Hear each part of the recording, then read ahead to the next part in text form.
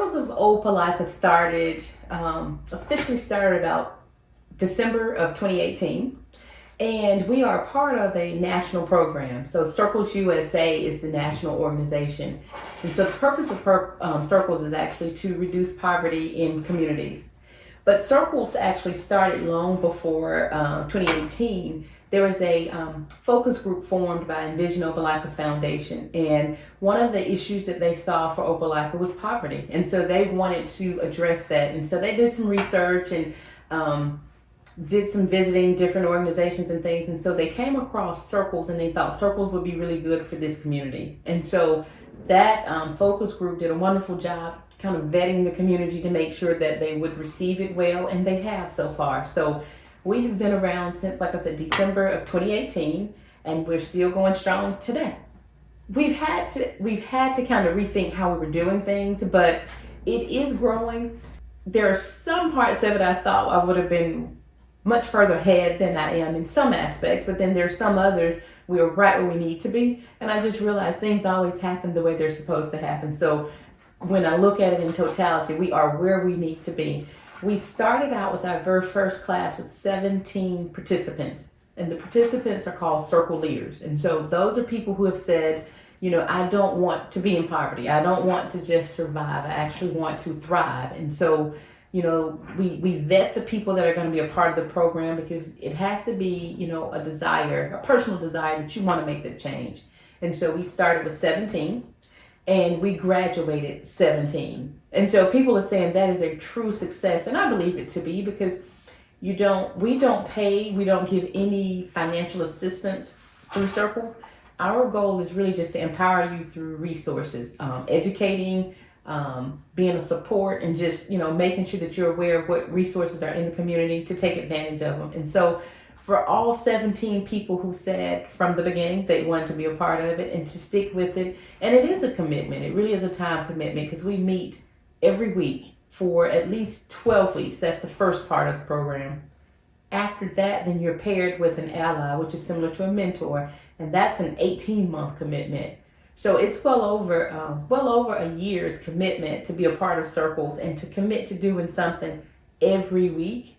Some time, and so people have done that, and we're really excited. So the first group, 17, unfortunately not all 17 have, from that day to this one, are still active, but about 85% of our participants are still active.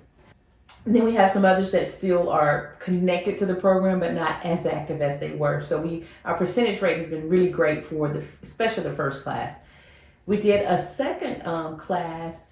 We only had 10 in that class, which is good. It's still a pretty good number. Attrition rate for that class has not been as good as the first one, but we realized where some of our downfalls programmatically were to avoid that from from upcoming classes. But it's growing, and it's steady growing. In the past maybe month, I've gotten about 2 or 3 people just cold calls saying, I've heard something about Circles. Can you share more information with me? And most people are committing.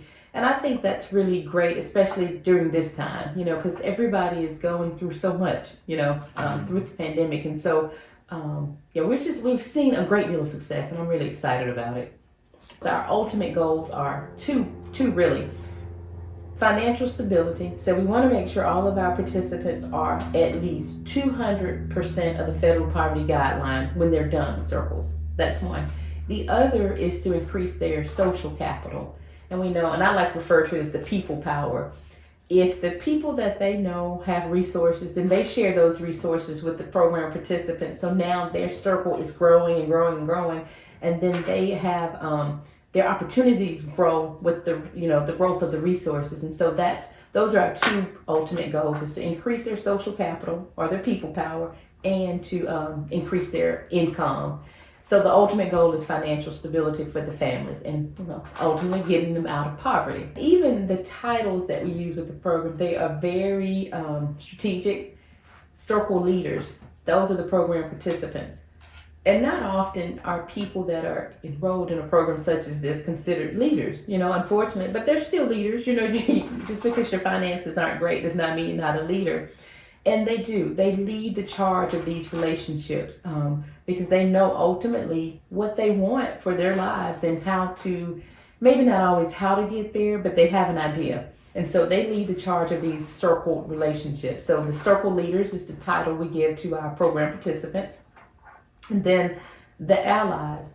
And that's another strategic term versus mentors, because mentors give a different connotation. Mentors, you kind of assume that this person has a set of knowledge that I may not have, and so they are kind of in charge, almost a mentor. But the allies indicate something different, that I'm walking beside you, I'm your friend. And so we're building intentional friendships with families that are middle class families, socioeconomically and above, so that we can help our families in poverty get out of those situations. And sometimes just modeling and knowing, how to do it, it has been a real help.